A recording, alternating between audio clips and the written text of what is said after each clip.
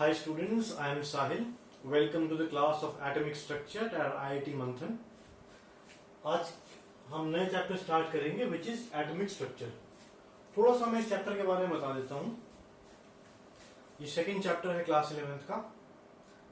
इसमें जो कॉन्सेप्ट्स हम पढ़ेंगे वो किससे रिलेटेड होंगे? एटम का स्ट्रक्चर है, जैसे कि नाम बता रहा है. एक एटम के अंदर क्या क्या होते हैं? न्यूट्रॉन, प्रोटॉन और इलेक्ट्रॉन होते हैं, है ना. उनकी अरेंजमेंट के बारे में हमने पढ़ना है, कैसे अरेंज्ड है, कहाँ रखे जाते हैं. एक इलेक्ट्रॉन, हम समझ रहे हैं एक इलेक्ट्रॉन रोटेट करता है न्यूक्लियस के अराउंड, है ना. इतना तो थोड़ा बहुत हमें दिमाग में है, लेकिन तब तो नहीं पता था. बिल्कुल स्टार्टिंग से लेके क्या क्या डेवलपमेंट्स हुई, कैसे कैसे पता लगा कि सबसे छोटा पार्टिकल एटम है. फिर उसके अंदर डिस्कवर क्या हुआ, इलेक्ट्रॉन, प्रोटॉन और न्यूट्रॉन कैसे पड़े हुए हैं एक एटम में, कैसे उनकी प्लेसमेंट है. ये सब will discuss in this chapter. इसकी importance examination point of view से केमिकल बॉन्डिंग, जो चैप्टर जो ऑर्गेनिक केमिस्ट्री का बैकबोन है, केमिकल बॉन्डिंग, उसके अंदर जो बिल्कुल एलिमेंट्री पार्ट है उसका, वो यहां से समझ में आएगा. ऑर्बिटल्स कैसे होते हैं, कैसे कैसे उनकी एनर्जी डिस्ट्रीब्यूट होती है, और इलेक्ट्रॉनिक कॉन्फ़िगरेशन, हर एलिमेंट की इलेक्ट्रॉनिक कॉन्फ़िगरेशन, मतलब इलेक्ट्रॉन्स कहां कहां पे हैं, कैसे कैसे डिस्ट्रीब्यूटेड है इलेक्ट्रॉन्स. बहुत सारे होंगे एलिमेंट्स में. हाइड्रोजन में एक है, मगर और सारे एलिमेंट्स हैं उनमें बहुत सारे हाइड्रोजन होंगे. उनकी प्लेसमेंट भी इंपॉर्टेंट है हमारे लिए, कहां पे रखे हुए हैं, कैसे घूम रहे हैं. तो वो सब इस चैप्टर में आता है, और इसी की हेल्प से हम आगे जो चैप्टर है केमिकल बॉन्डिंग वो समझ पाते हैं, जो कि ऑर्गेनिक केमिस्ट्री का बेस है और इनऑर्गेनिक केमिस्ट्री में सबसे ज्यादा इसकी वेटेज है. So this is very important chapter, क्योंकि इसमें बेसिक पॉइंट कुछ ऐसे हैं जो हमेशा आगे चलते रहेंगे. सेकेंड, इसमें हम पढ़ेंगे क्वांटम मैकेनिक्स के बारे में. क्वांटम मैकेनिक्स के बारे में. This is very very complex and interesting part. Quantum mechanics complex है, तभी इसीलिए इंटरेस्टिंग है. छोटा सा पार्ट हो, आप पढ़ते ही एकदम से समझ में आ जाए अच्छा ऐसा है, फिर उतना इंटरेस्टिंग नहीं होगा. और this is a very very complex, लेकिन हमारे सिलेबस में बहुत इसके ऊपर से है, बहुत एलिमेंट्री पार्ट है उसका, फिर भी इट इज वेरी इंटरेस्टिंग. अब इसकी जो लैंग्वेज है क्वांटम मैकेनिक्स की, ये साइंस की लैंग्वेज ना लग के ये this appears to be science और एक पोएट की लैंग्वेज बन जाती है. जैसे इसमें हम पढ़ेंगे कि एक इलेक्ट्रॉन की लोकेशन हम ढंग से बता ही नहीं सकते हैं कि वो कहां पे होगा एग्जैक्टली. लोकेशन उसकी किसी पर्टिकुलर टाइम पे बता ही नहीं सकते हैं. गेस कर सकते हैं, हाँ यहां हो भी सकता है, नहीं भी हो सकता. उसके चांसेस बता सकते हैं कि हाँ 95% तो इस रीजन में मिलेगा, 100% का पता ही नहीं है. तो ऐसा मानते हैं कि इसमें यहां पे आके ऐसी लैंग्वेज बन जाती है कि साइंस और पोइट्री की अनसर्टेनिटी आ जाती है. मतलब अनसर्टेनिटी मतलब ढंग से बता नहीं पाते हैं क्या है, अनसर्टेनिटी है. ढंग पूरा 100% नहीं बता पाएंगे, 95% गेस कर पाएंगे. तो ये टॉपिक है एटॉमिक स्ट्रक्चर का. Let's begin with. इसमें लेट मी टेल यू, बहुत सारे साइंटिस्ट के नाम आएंगे. मोल कंसेप्ट में नहीं आए थे, गिने चुने थे. कौन कौन से थे? डाल्टन का नाम आया था, एवोगैड्रो का नाम आया था, और गे-लुसैक्स लॉ आया था. ये नाम थे, ये 3-4 साइंटिस्ट के नाम थे. इसके अंदर हर थोड़ी थोड़ी देर में हर एक कॉन्सेप्ट के साथ एक साइंटिस्ट का नाम है, जो अच्छे से याद भी रखना है कि साइंटिस्ट ने क्या डिस्कवरी की, क्या हेल्प की, वो याद रखना है. चलो लेट्स स्टार्ट. सबसे पहले discovery of electron.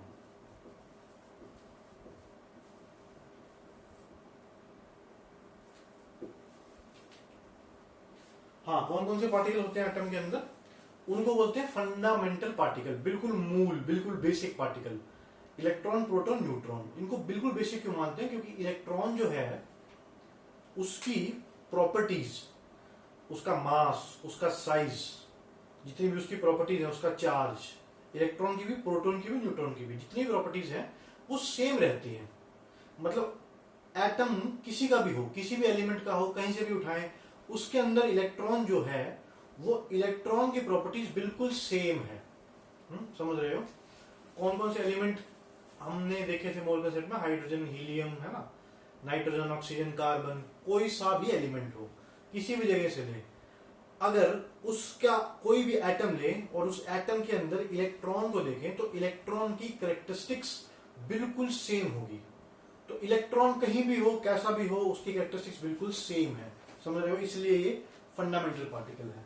Fundamental particle मतलब बिल्कुल मूल, बिल्कुल basic particle. Discovery of electron, तो अब बिल्कुल स्टार्टिंग में जाते हैं। स्टार्टिंग में डाल्टन की थ्योरी आई थी, हमने मोल कंसेप्ट में पढ़ी थी, उसका ज्यादा यूज नहीं है यहाँ पे। एक थ्योरी जो उसने बोला था डाल्टन ने, atom is the smallest particle which can neither be created not destroyed. ठीक है, इतनी सी बात से आगे बढ़ते हैं। यहाँ पे एक बात थोड़ी सी देर डाल्टन का नाम आया कि इसने एटम की तरह इशारा थोड़ा सा किया कि हाँ, एक छोटा सा पार्टिकल हो, जो छोटा सा पार्टिकल हो जो हर जगह कॉमन हो, और सबसे उस बारीक पार्टिकल को एटम नाम देंगे। ये थोड़ी सी इसकी कंट्रीब्यूशन थी। फिर एटम के अंदर क्या क्या है हमें पता है, आज पता है, तब नहीं पता था। जब ये हुआ तो कुछ नहीं पता था, इलेक्ट्रॉन, न्यूट्रॉन और प्रोटॉन के बारे में कुछ नहीं पता था। डिस्कवरी ऑफ इलेक्ट्रॉन, इसका क्रेडिट जाता है फर्स्ट साइंटिस्ट जे थॉमसन। इसका नाम याद रखना है अच्छे से, जे थॉमसन ने इसकी डिस्कवरी की थी। जो भी कोई पॉइंट ऐसा है जो बोर्ड पे नहीं लिखा, जो तुम्हें लग रहा है इंपॉर्टेंट है, वो नोट्स में बना लेना। इसने कैसे डिस्कवरी की थी, कैसे इसे पता लगा कि हाँ, एक एटम के अंदर एक इलेक्ट्रॉन भी है? इसको डिस्चार्ज ट्यूब एक्सपेरिमेंट भी बोलते हैं। इसमें हमने डिस्चार्ज ट्यूब ली, एक हमने एक डिस्चार्ज ट्यूब ली,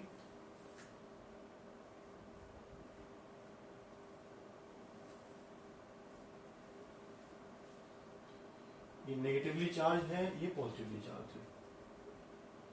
इलेक्ट्रोड्स हैं ये, मतलब ये दोनों क्या है, मेटल की प्लेट्स हैं। इसके ऊपर नेगेटिव चार्ज है और इसके ऊपर पॉजिटिव चार्ज है, मेटल प्लेट्स के ऊपर। इस पूरे सिस्टम को डिस्चार्ज ट्यूब बोलते हैं। ये कनेक्टेड है एक बैटरी से, ये कनेक्टेड है एक पंप से, vacuum pump type.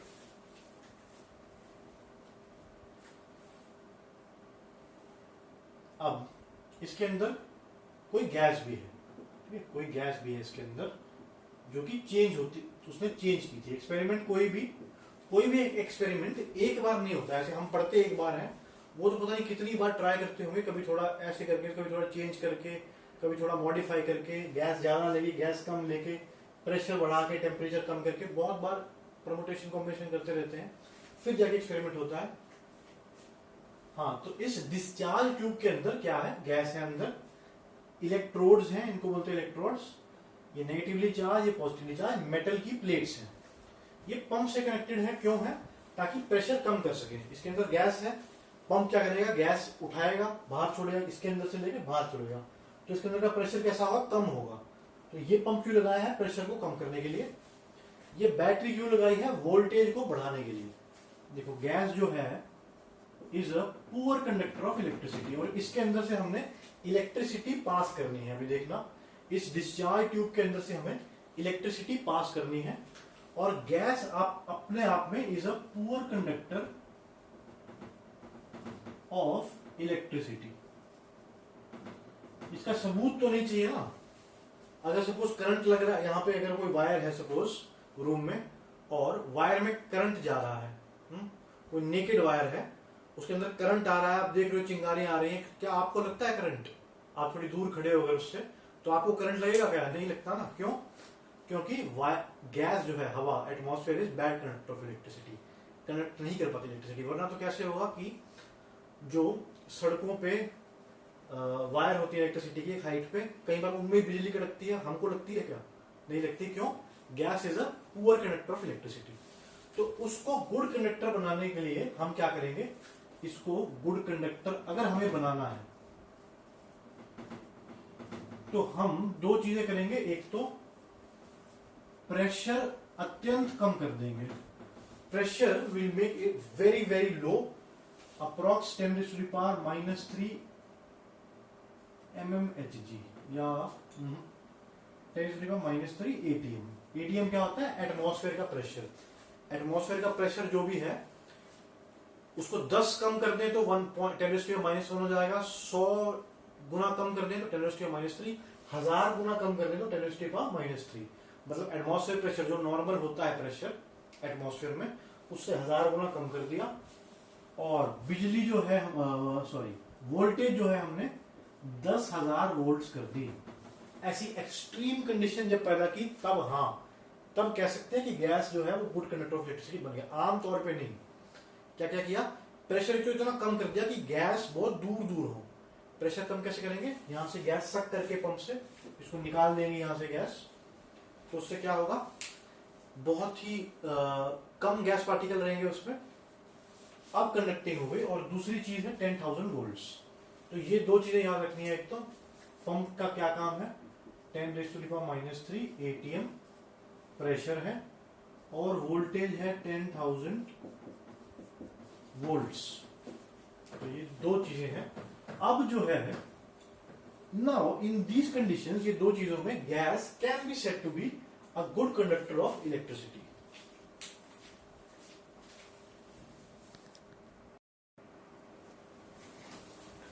So in conditions पे क्या ऑब्जर्वेशन हुई कि कोई रेज निकल रही हैं जो अपीयर ऐसा हो रहा है, मतलब प्रतीत ऐसा हो रहा है, ऐसा लग रहा है कि वो अपीयर क्या हो रहा है, इमर्जिंग फ्रॉम कैथोड। यहां से इमर्ज हो रही है, ऐसा हमें प्रतीत हो रहा है, दिख रहा है, लग रहा है कि यहां से इमर्ज होके एंड टूवर्ड्स एनोड। कैथोड किसको बोलते हैं, जो ये नेगेटिव वाली चार्ज मेटल प्लेट है। अभी के लिए इतना याद रखना काफी है कि ये जो नेगेटिवली चार्ज प्लेट है इसको हम बोलते हैं कैथोड, और ये जो पॉजिटिवली चार्ज है इसको बोलते हैं एनोड। देखो ये जो कॉन्सेप्ट चल रहा है अभी डिस्कवरी ऑफ इलेक्ट्रॉन, इसमें बहुत ज्यादा कोई रॉकेट साइंस नहीं है, मतलब ऐसा कोई फॉर्मूला या तरीका नहीं है। बहुत सारे पॉइंट्स हैं, थियरी है बहुत सारी। तो नोट्स बनाते रहो, दिमाग एकदम कॉन्सेंट्रेट करके रखो, आराम से समझ आता रहेगा। तो उसने क्या देखा कि कैथोड के अंदर से कुछ रेज निकल रही हैं जो एनोड की तरफ जा रही हैं, which are directed towards the anode. इस रेस को उसने नाम दिया कैथोड रेस, क्योंकि ऐसा लग रहा है कि ये कैथोड से निकल के पॉजिटिव की तरफ जा रही है, इसलिए इसको नाम क्या दिया, कैथोड रेस। नाउ ये रेस पहले तो किसकी बनी हुई है, इलेक्ट्रॉन से बनी हुई है। ये जो रेज हैं जो निकल रही हैं ये किससे बनी हुई हैं, कैथोड। ये किससे बनी हुई है, इलेक्ट्रॉन से। तो कैसा चार्ज होगा इनके ऊपर, इलेक्ट्रॉन का चार्ज क्या होता है, नेगेटिव। तो इन रेस के ऊपर भी एक चार्ज होगा विच इज नेगेटिव। और क्या ऑब्जर्वेशन थी, हमने क्या देखा अभी, यहां से ऐसा लग रहा है हमें निकल रही हैं और इधर जा रही हैं, और इसके पीछे इसे यहां पे जो थोड़ा सा सुराख किया इसको बोलते हैं परफोरेटेड ट्यूब। परफोरेटेड मतलब थोड़े थोड़े यहां पे सुराख किए, और यहां पे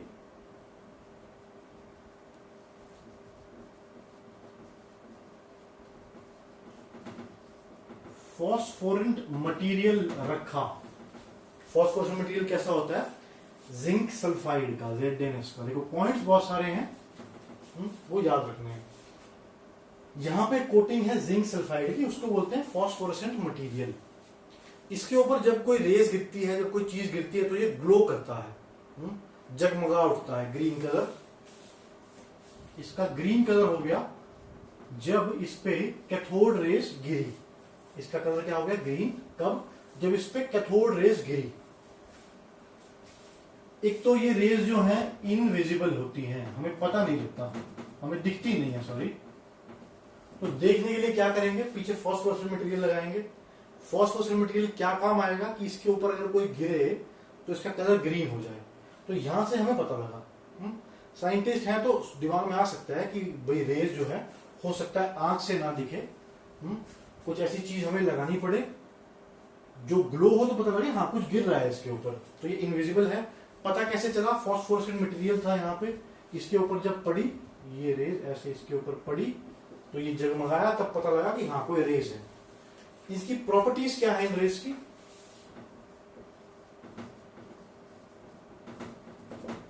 प्रॉपर्टीज क्या है इस रेस की? Invisible race,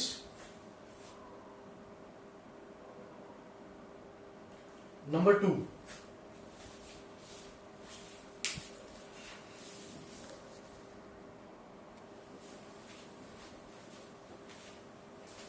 2, they travel in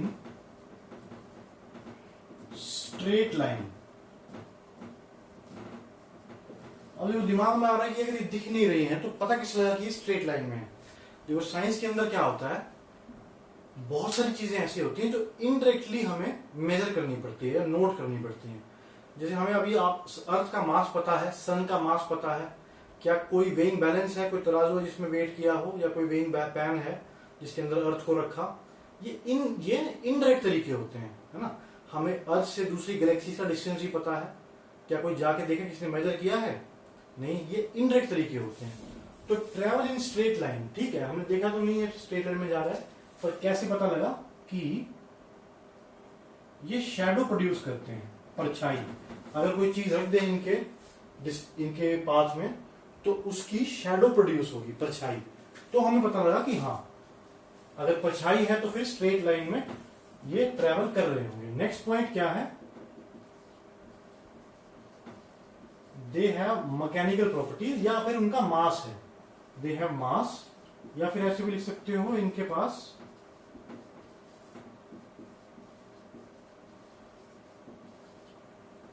mechanical properties है। मैकेनिकल प्रॉपर्टीज का मतलब क्या है? अगर कोई पेडल रखा हुआ है,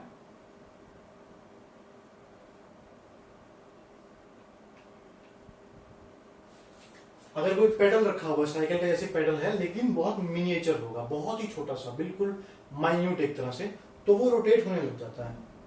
तो इनके पास अगर मास होगा, इसके ऊपर गिरेंगे तभी रोटेट करेगा ये, राइट। तो इसका मतलब क्या है? They have mass, mechanical properties. अब तुम सोच रहे हो यार मैकेनिकल प्रॉपर्टीज, मास तो होगा ही हर चीज में, नहीं हर चीज में नहीं होता। सन से जो रेज आ रही हैं, जो लाइट आ रही है, सपोज कोई पेडल रखोगे तो चलने लगेगा क्या? वो नहीं लगेगा, मैकेनिकल प्रॉपर्टीज नहीं होती। हर रेज में तो नहीं होती, लाइट जो है उसमें नहीं है। बल्ब अगर जलाओगे, कुछ रेज निकल रही है, लाइट आ रही है, तो क्या उनसे पेडल रोटेट होगा? नहीं होगा। तो हर एक रेज के पास मैकेनिकल प्रॉपर्टी नहीं होती, इसके पास है, यानी इसके पास मास भी है। They travel in straight line, invisible,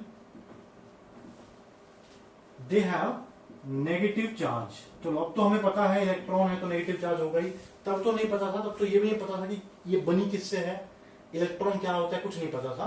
तो तब एक प्रॉपर्टी में क्या आया कि दे हैव नेगेटिव चार्ज। इसका पता कैसे लगा? Deflection towards positive plate when kept in electric field।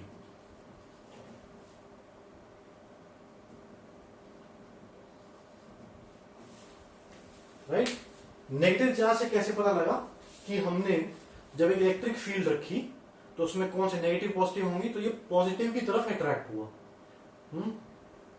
तो पॉजिटिव नेगेटिव को अट्रैक्ट करता है, नेगेटिव पॉजिटिव को। तो अगर ये पॉजिटिव की तरफ अट्रैक्ट हो रहा है तो इसके ऊपर खुद क्या चार्ज होगा? नेगेटिव होगा। तो हमें पता लगा नेगेटिव है। एक तो ये एक परिमाण है इसका, मतलब इससे ये हमें पता लगा। दूसरा, जब इसको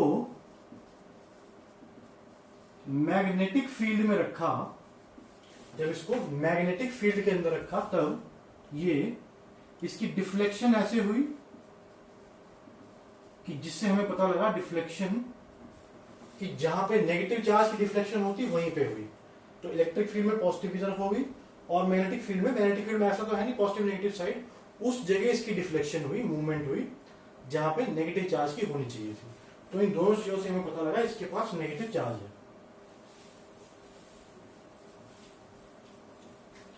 अगर कोई मेटल इसके रास्ते में रखा तो वो हीट हो गया, तो इससे हमें पता लगा इसका हीटिंग इफेक्ट भी है। रास्ते में इसके मेटल रख दिया तो वो गर्म हो गया, तो हमें पता लगा it has heating effect. Next,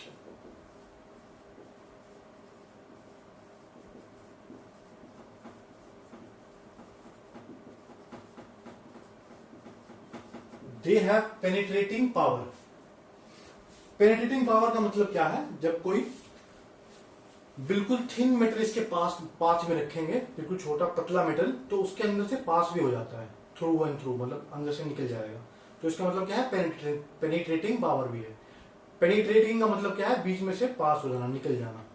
लेकिन सिर्फ लाइट मेटल्स के लिए, बहुत ज्यादा थिकनेस ना हो, बहुत ज्यादा थिकनेस होगी फिर नहीं निकल पाएगा। For very light metals. फिर दे प्रोड्यूस एक्सरे, एक्सरे प्रोड्यूस करते हैं on striking metals like tungsten. Tungsten एक मेटल है, उसको जब ये स्ट्राइक करता है तो एक्सरे भी प्रोड्यूस करता है। हीटिंग इफेक्ट, इनके पास मास है, इनका चार्ज क्या है, स्ट्रेट लाइन, मैकेनिकल इफेक्ट भी है इनके पास, एक्सरे प्रोड्यूस करता है। ये सारी प्रॉपर्टीज हैं जो हमें याद रखनी है। किसके बारे में, कैथोड रेस की। कैथोड रेस किसकी बनी हुई है, इलेक्ट्रॉन्स की बनी हुई है। रेज है, माना रेस की तरह ट्रेवल कर रही है इकट्ठे, लेकिन उसमें चल क्या रहा है, इलेक्ट्रॉन्स चल रहे हैं। तो देखो क्या होता है, जब हम वोल्टेज बहुत कम रखते हैं किसी डिस्चार्ज ट्यूब के अंदर, when voltage is very less, potential is very very high, तो फिर क्या हुआ, उसके अंदर से जो कैथोड थी, नेगेटिव चार्ज जो थी कैथोड, इसके अंदर से इलेक्ट्रॉन्स निकले। इसके अंदर से बहुत ज्यादा, देखो क्या कंडीशंस थी दो, एक तो वोल्टेज बहुत हाई थी और एक प्रेशर बहुत कम था। तो इन दोनों कंडीशंस में इसके अंदर से इलेक्ट्रॉन्स निकले, इसके अंदर से इलेक्ट्रॉन निकले। फिर जो गैस थी, गैस के अंदर भी आयनाइजेशन किया इसने। आयनाइजेशन हो सकता है न्यू वर्ड हो, इस पे भी आएंगे अभी। इस गैस की आयनाइजेशन हुई तो गैस के अंदर से भी इलेक्ट्रॉन्स निकले, मतलब इलेक्ट्रॉन्स यहां से शुरू हुए थे, फिर गैस में आयनाइजेशन होगी, वहां से भी चले और पॉजिटिव प्लेट की तरफ अट्रैक्ट हुए। मतलब नेगेटिव से निकले, रास्ते में गैस एनकाउंटर हुई, उसको गैस की आयनाइजेशन हुई, गैस में से भी इलेक्ट्रॉन निकले और इस तरफ गए। तो ये रेज जो है किससे बनी हुई है, इलेक्ट्रॉन से। नेगेटिव से स्टार्ट होके पॉजिटिव की तरफ जा रही है। देखो आयनाइजेशन क्या होता है, सपोज ये न्यूक्लियस है, ये न्यूक्लियस है, बहुत छोटा होगा कंपैरेटिवली। ये न्यूक्लियस है, इसके अंदर प्रोटॉन है पॉजिटिव चार्ज और न्यूट्रॉन है, और इलेक्ट्रॉन इसके अराउंड चक्कर काट रहे हैं, राइट। अब अगर एक ये प्रोटॉन का चार्ज क्या है, पॉजिटिव, इलेक्ट्रॉन का चार्ज क्या है, नेगेटिव। अब अगर इसके अंदर से इलेक्ट्रॉन निकाल दें हम, एक इलेक्ट्रॉन निकाल दें, तो जो बचेगा उस पर क्या होगा, नेगेटिव चार्ज कम हो गया। सपोज शुरुआत कोई ऐसा मेटल है जिसमें +6 का पॉजिटिव चार्ज है इस पे और 6 इलेक्ट्रॉन है, 6 इलेक्ट्रॉन घूम रहे हैं। अगर हम इसके अंदर से एक इलेक्ट्रॉन निकाल दें तो कैसा दिखेगा ये, न्यूट्रॉन भी रखे हैं इसके अंदर, +6 चार्ज का प्रोटॉन है, और जो इलेक्ट्रॉन 6 थे वो -6 रह गए। तो इलेक्ट्रॉन निकलने से क्या हुआ, ये पूरा का पूरा एटम पॉजिटिव चार्ज हो गया। पहले क्या था, +6 -6, 4 टोटल 0। अब क्या हुआ, +6 -5, total charge is +1। That means पूरे एटम पे +1 का चार्ज है, पूरे एटम के ऊपर +1 का चार्ज है। और इलेक्ट्रॉन कहां गया, वो निकल गया, नेगेटिवली चार्ज इलेक्ट्रॉन था वो निकल गया। इस पे क्या चार्ज है, इलेक्ट्रॉन पे, एक इलेक्ट्रॉन पे -1 का चार्ज है, यूनिट। अभी यूनिट मान लो, -1 यूनिट का चार्ज है, इस पे +1 का। इसको बोलते हैं आयनाइजेशन। आयनाइजेशन का मतलब क्या है, एटम था भरा पूरा, भरपूर था, उसमें प्रोटॉन भी थे, इलेक्ट्रॉन भी थे, न्यूट्रॉन भी थे। इलेक्ट्रॉन जब उससे अलग किया तो एटम के ऊपर पॉजिटिव चार्ज आ गया, पहले तो न्यूट्रल था, बैलेंस था। इलेक्ट्रॉन के ऊपर तो नेगेटिव चार्ज है ही, तो एटम जो था वो आयन बोलते हैं उसको, आयन बन गया, जिसपे चार्ज हो +1 और इलेक्ट्रॉन -1 का चार्ज रहा। तो जब ये इलेक्ट्रॉन किसी गैस में गया, उसने धक्का मार के गैस के एटम से भी इलेक्ट्रॉन निकाल दिया। मतलब ये गैस थी अच्छी भली, एक इलेक्ट्रॉन आ रहा है, यहां से इलेक्ट्रॉन को टक्कर मार के वो भी निकल गया, तो गैस में से इलेक्ट्रॉन निकला और गैस क्या होगी, आयनाइज, मतलब आयन बन गया उसका, ये आयन है जो चार्ज है। अगर ये अभी नहीं समझ आ रहा तो कोई बात नहीं, इतना याद रखना है बस कि इलेक्ट्रॉन्स की ओरिजिनेशन क्या होता है, उत्पन्न कहां से हुआ है। ओरिजिनेशन क्या है, कैथोड है और गैस है, क्योंकि यहां से तो ओरिजिनली चले थे, पर जब इसने टक्कर मारी इसको, एक इलेक्ट्रॉन निकला, आयनाइज हो गया ये, तो इसकी ओरिजिनेशन क्या है, कैथोड या फिर gas atoms, gas particles, gas के एटम भी लिख सकते हो। और ये कहां से कहां चल रही है, यहां से निकल के पॉजिटिव चार्ज की तरफ चल रही है, तो इसकी डायरेक्शन क्या है, कैथोड टू एनोड है डायरेक्शन। ओरिजिनेशन या तो कैथोड कह लो या गैस भी कह लो, क्योंकि इसके इलेक्ट्रॉन जब गैस को टक्कर मारते हैं तो उसके इलेक्ट्रॉन में निकल के वहां जाते हैं। तो ये भी बहुत इंपॉर्टेंट पॉइंट है कि इसकी ओरिजिनेशन क्या हुई है। अब जो मोस्ट इंपॉर्टेंट पॉइंट है वो ये याद रखना है कि जब ये एक्सपेरिमेंट किया, ये सारी प्रॉपर्टीज नोट की, तो एक हमें ऐसी प्रॉपर्टी देखी, वो क्या थी, हमने एक ऐसी खूबी देखी कैथोड रेस की, कि कैथोड रे की प्रॉपर्टीज जो भी हमने देखी है, ये वाली ये तो हमने लिखी है, और भी बहुत सारी होंगी जो हमारे सिलेबस में नहीं है, वो सब प्रॉपर्टीज नेचर ऑफ कैथोड पे एंड नेचर ऑफ गैस पे डू नॉट डिपेंड। ध्यान दो, इसका मतलब क्या है, सारी प्रॉपर्टीज हमने देख ली, यही नहीं और भी बहुत सारी। अब हमने क्या किया, गैस बदलते रहे, कोई और गैस ले आए, कैथोड बदलते रहे, हमने देखा कि उसकी जो भी जितनी प्रॉपर्टी है वो बदल ही नहीं रही है, बिल्कुल सेम है, इरिस्पेक्टिव ऑफ गैस कौन सा यूज हो, इरिस्पेक्टिव ऑफ कैथोड कौन सा यूज हो, एनोड मेटल प्लेट जो है कोई सी भी ले लें, गैस कोई सी भी ले लें, इसकी प्रॉपर्टीज चेंज नहीं हुई। तो इसका मतलब क्या हुआ,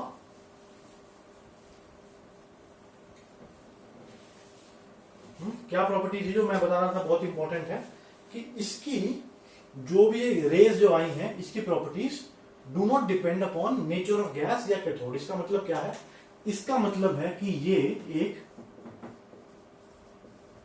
फंडामेंटल पार्टिकल है। फंडामेंटल पार्टिकल का मतलब क्या है, बिल्कुल मूल, बेसिक, मतलब इलेक्ट्रॉन इलेक्ट्रॉन है, कोई सी भी गैस लें, कोई सी भी मेटल प्लेट लें, उसकी कैरेक्टरिस्टिक्स बदलेगी नहीं, इलेक्ट्रॉन इलेक्ट्रॉन ही रहेगा, चाहे कोई भी एटम हो, चाहे कोई भी गैस हो, वो बदलेगा नहीं। इसका मतलब क्या है, electron is a fundamental particle, जो कैथोड है जिससे बनी है इलेक्ट्रॉन, वो कैसा है, फंडामेंटल पार्टिकल है। एक और बहुत इंपॉर्टेंट पॉइंट जे थॉमसन ने जो डिस्कवर किया, उसने इसकी E/m रेशियो निकाली। E क्या है, चार्ज, इसको ऐसे ही बोलते हैं, चार्ज बाय मास रेशियो। एक कैरेक्टरिस्टिक्स होती है, एक ये पैरामीटर होता है, मतलब एक कैरेक्टरिस्टिक्स होती है किसी पार्टिकल की। कैसे कैरेक्टरिस्टिक्स, मतलब कि जैसे कोई मेटल होगा तो उसकी क्या कैरेक्टरिस्टिक्स होंगी, कितना हैवी है, उसका मास क्या है, ठीक है, कितना शाइनिंग है, ये सब उसकी प्रॉपर्टीज होंगी। ऐसे जो भी पार्टिकल्स होते हैं, इलेक्ट्रॉन, प्रोटॉन, ये सब पार्टिकल्स जो होते हैं, गामा पार्टिकल, अल्फा पार्टिकल, उनकी सबकी एक अच्छी प्रॉपर्टी होती है जो वाइडली यूज होती है, वो क्या है, E/m रेशियो। तो ये याद होनी चाहिए। E/m रेशियो का मतलब क्या है, charge by mass ratio. Charge मतलब कितना चार्ज है उसके ऊपर, मास ग्राम्स में, तो ये आया है इसका 1.76 इंटू 10⁸ कूलम पर ग्राम। कूलम ऊपर था, चार्ज अपॉन मास ग्राम। और ये जो वैल्यू है, इट क्या ये डिपेंड करेगी नेचर ऑफ गैस पे। ये किसकी प्रॉपर्टी है, E/m, कैथोड रेस की या फिर इलेक्ट्रॉन की है। ये प्रॉपर्टी किसकी है, इलेक्ट्रॉन की है ना। कैथोड रेस में किसके बनी है कैथोड रेस, इलेक्ट्रॉन की। और वो जो इलेक्ट्रॉन के अंदर पार्टिकल है जिसका नाम इलेक्ट्रॉन है, उसकी चार्ज बाय मास रेशियो कितनी है, ये वैल्यू है, coulomb per gram. And it does not depend upon the nature of gas. वो तो हमने देख ही लिया था। It does not depend upon nature of gas and it neither depends upon nature of the cathode and anode. कोई से भी metal plates लें, कोई सी भी गैस लें, ये रेशियो तो सेम रहने वाली है। ये रेशियो याद होनी चाहिए। फिर एक दूसरे साइंटिस्ट का नाम आता है मूलिकन। ये भी नाम याद रखना है, मूलिकन। इसने एक्सपेरिमेंट देखो, जेजे थॉमसन ने अभी डिस्कवरी ऑफ इलेक्ट्रॉन तो ठीक है, पर एक्सपेरिमेंट का नाम क्या था? Cathode ray experiment. उसके अंदर डिस्कवरी हुई इलेक्ट्रॉन की।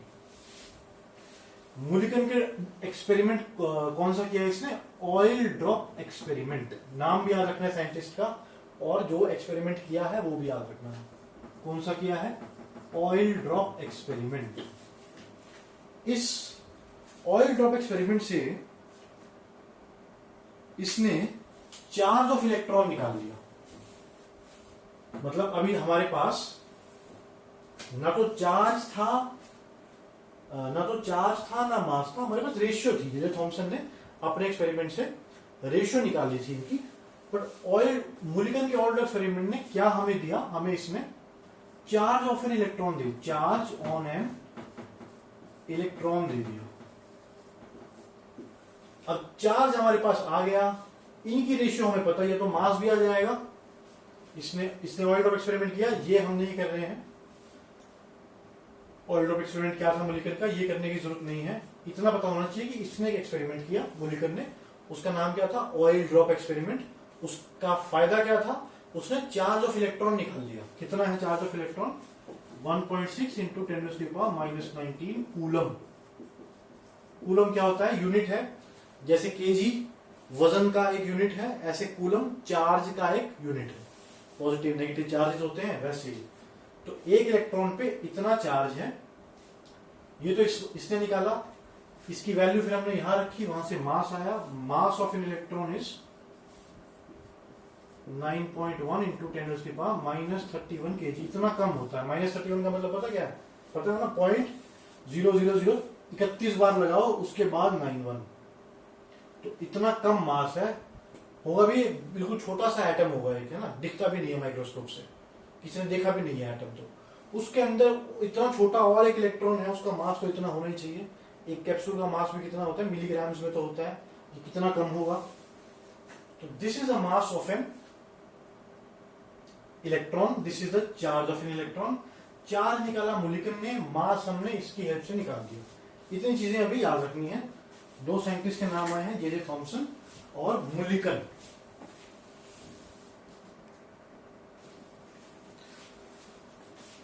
नाउ फर्स्ट एक्सपेरिमेंट कौन सा था? डिस्कवरी ऑफ इलेक्ट्रॉन, और वो कैसे हुआ था? कैथोड रेज की हेल्प से। The second experiment is anode rays. वो किससे बनी हुई थी? इलेक्ट्रॉन से। तो ये किससे बनी होगी? प्रोटॉन से? नहीं, ऐसा नहीं है। प्रोटॉन अलग नहीं हो सकता एटम से इतनी आसानी से। न्यूट्रॉन के अंदर होता है। इलेक्ट्रॉन तो अलग हो जाता है, अभी देखा था हमने कैसे, आयनाइजेशन ऑफ गैस में। हाँ, तो एनोड रेज में क्या हुआ? जब इसकी बहुत सारी प्रॉपर्टीज हैं, और जो हमने कैथोड रेज के लिए प्रॉपर्टीज की हैं वही सारी इसकी भी हैं। जो डिफरेंट है मैं उसी पे फोकस करूंगा, वो लिख लेना। बाकी सारी एज इट इज सेम जो कैथोड रेज की थी। बिल्कुल सिमिलर ट्यूब थी।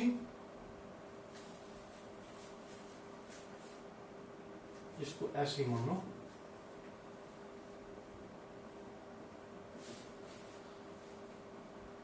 ये डिस्चार्ज ट्यूब थी जो हमने कैथोड के लिए यूज की थी, है ना? प्रेशर बहुत कम किया था, वोल्टेज बहुत हाई की थी। इसमें क्या हुआ था? सपोज, अब दोबारा आयनाइजेशन ऑफ गैस पे आओ। सपोज कोई गैस का एटम है जिसके अंदर +6 चार्ज यहां पे है न्यूक्लियस पे, और 6 इलेक्ट्रॉन है। तो कितना चार्ज हो गया? -6। मैं कूलम की बात नहीं कर रहा हूं, यूनिट चार्ज है। हर इलेक्ट्रॉन पे एक चार्ज मान लो, हर प्रोटॉन पे भी उतना ही एक चार्ज होगा, बट उसकी यूनिट ऑपोजिट होगी। इलेक्ट्रॉन पे माइनस चार्ज होता है, प्रोटॉन पे पॉजिटिव चार्ज होता है। तो एक हमने एटम लिया किसी गैस का, उस पर जितना पॉजिटिव चार्ज है उतना ही नेगेटिव है। Atom as a whole is neutral. पर जब इसकी हम कैथोड रेज बनाएंगे तो इस पे चार्ज 5 इलेक्ट्रॉन रह जाएंगे। एक इलेक्ट्रॉन तो उड़ गया। कैथोड रेज में क्या हुआ था? इलेक्ट्रॉन गया था, किस तरफ गया था? पॉजिटिव प्लेट की तरफ गया था। तो जो गैस बची है वो क्या है, ठीक है, इलेक्ट्रॉन तो चला गया, यहाँ पे जो गैस बची है इसको बोलते हैं आयन। और कौन सा आयन है, इस पे +1 का चार्ज आ जाएगा, देख लो, सोच पा रहे हो ना, +6 है -5 है, टोटल कितना हो +1, इस पे प्लस चार्ज, इस पे -1। अगर इलेक्ट्रॉन इसमें मिला दें फिर तो एटम ही बन गया, +6 -6 टोटल चार्ज 0, है ना। इसमें अगर ये मिला हुआ हो फिर तो वो एटम हो, पर जब इलेक्ट्रॉन इससे अलग हो गया तो अब ये 2 बन गए। तो हमारा एटम था अच्छा खासा, उसमें से इलेक्ट्रॉन निकाला जब, तो इलेक्ट्रॉन पे -1 चार्ज, ये जो आयन है इस पे +1 चार्ज।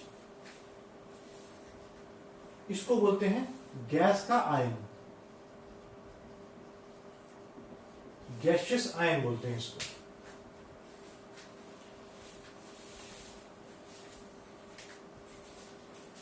ये कहां गया पॉजिटिव चार्ज की, पॉजिटिव प्लेट की तरफ, क्योंकि ये नेगेटिवली चार्ज है।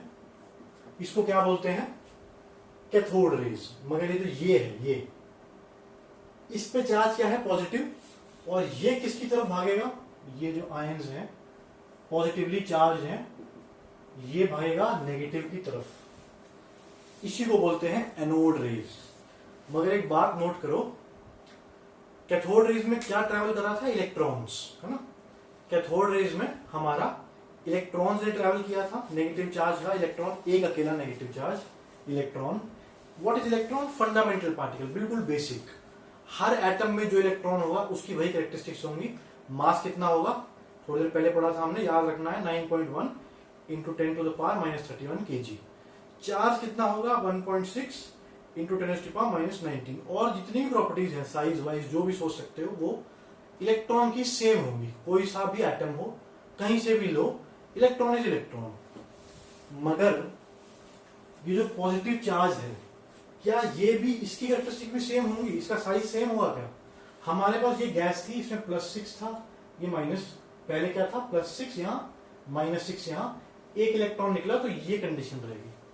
अब हमारे पास गैस हो, अगर सपोज कोई हीलियम जैसी, जिसके पास 2 प्रोटॉन है, 2 इलेक्ट्रॉन है। जब इसमें से एक इलेक्ट्रॉन निकला, कैथोड रे की तरफ गया, तो इस पे +1 चार्ज आया। अब ये जो आयन है, इस पे क्या है, इसके पास 2 पॉजिटिव चार्ज है, 1 नेगेटिव है, 2 प्रोटॉन 1 इलेक्ट्रॉन। इसके पास 6 प्रोटॉन, कुछ न्यूट्रॉन और 5 इलेक्ट्रॉन। तो हर आयन अलग अलग होगा। मतलब एक इंपॉर्टेंट कैरेक्टरिस्टिक्स क्या है एनोड रेज की, इट डज नॉट कंप्राइज, मतलब ये फंडामेंटल पार्टिकल से नहीं बना हुआ उसकी तरह। It does not comprise of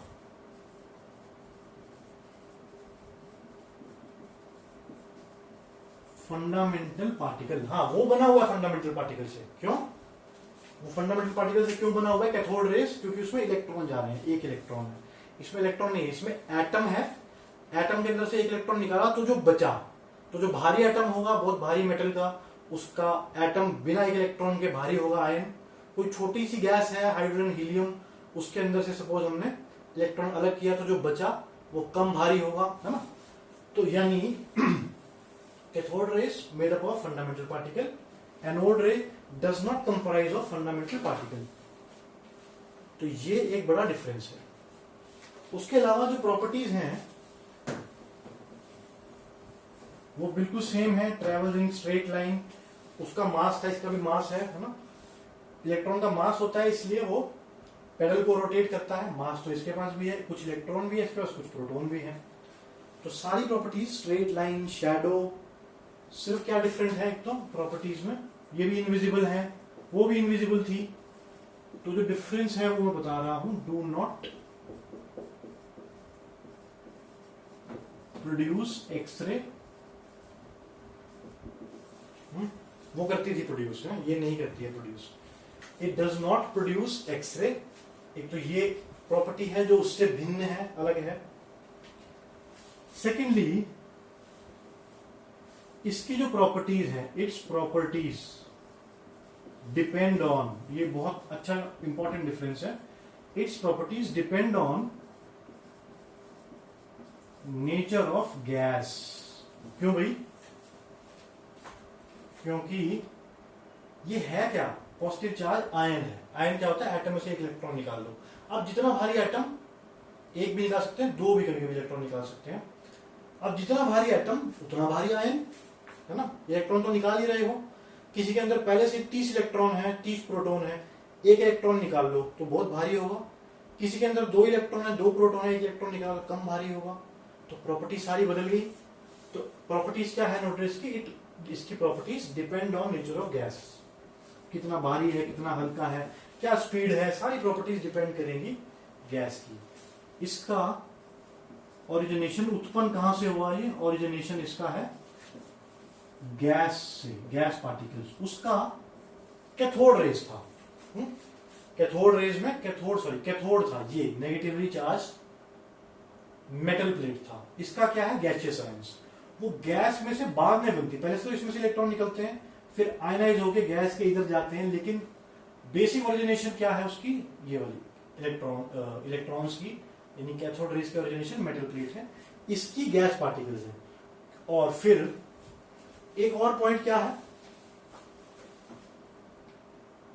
जब इलेक्ट्रॉन्स निकले इसके अंदर से, यानी जब हम एनोड रेज बनाएंगे तो उस समय कुछ कैथोड रेज भी होगी। बिल्कुल सही बात है ना। कैथोड रेज निकली, इलेक्ट्रॉन निकले, तभी तो ये निकला। तो यानी जब हम एनोड रेज स्टडी करेंगे या किया होगा जब एक्सपेरिमेंट में, तो उस समय कैथोड रेज भी बनेंगी और एनोड रेज भी बनेंगी। मगर हम एब्जॉर्ब एनोड को कर रहे हैं तो ठीक है, सुराख यहां पे कर लो, परफोरेटेड प्लेट, सुराख इधर कर लो, फॉस्फोरेसेंट मटेरियल यहां रख लो, जिंक सल्फाइड, फॉस्फोरेसेंट मटेरियल यहां पे रख लो, जिंक सल्फाइड का। ये ग्रीन हो जाएगी, कोई दिक्कत नहीं, इसको ऑब्जर्व नहीं कर रहे हैं। हाँ, निकलेंगी दोनों ही। तो एक तो ये इंपॉर्टेंट पॉइंट्स याद रखने जो डिफरेंस है। जो सेम प्रॉपर्टीज थी वो दोबारा मत लिखो, वही वाली एज इट इज याद रखो। जो डिफरेंट है वो मैंने लिखवा दी। इसके अलावा